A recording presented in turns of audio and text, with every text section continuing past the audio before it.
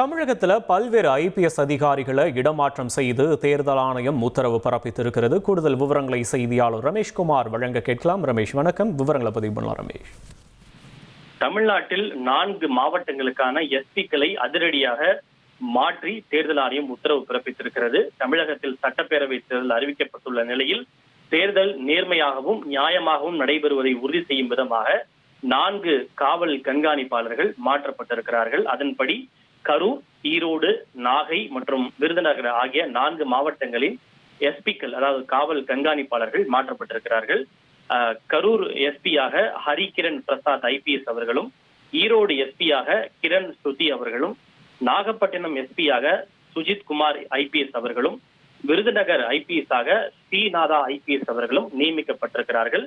இந்த பணியை இடமாற்ற உத்தரவு உடனடியாக அமலுக்கு வருகிறது எனவும் இது தொடர்பான இணக்க அறிக்கையை நாளைக்குள் தேர்தல் ஆணையத்திற்கு சமர்ப்பிக்க வேண்டும் என்று தேர்தல் ஆணையம் உத்தரவு பிறப்பித்திருக்கிறது. எனவே இந்த மேற்குறிப்பிட்ட 4 பேரும் கரூர், ஈரோடு, நாகை மற்றும் விருதுநகர் உள்ளிட்ட 4 மாவட்டங்களின் எஸ்பியாக இனி பணி அமர்த்தப்படுகிறார்கள்.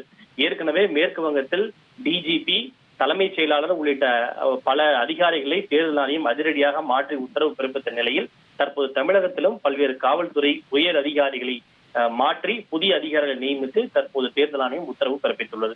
உங்களுடைய விவரங்களுக்கு நன்றி ரமேஷ்குமார். உங்கள் தந்தி ஒன் தொலைக்காட்சியில் காதலும் கலகலப்பும் நிறைந்த ஒரு புத்தம் புதிய ஃபேண்டசி தொடர் ராஜா ராணி தினமும் இரவு 8 மணிக்கு.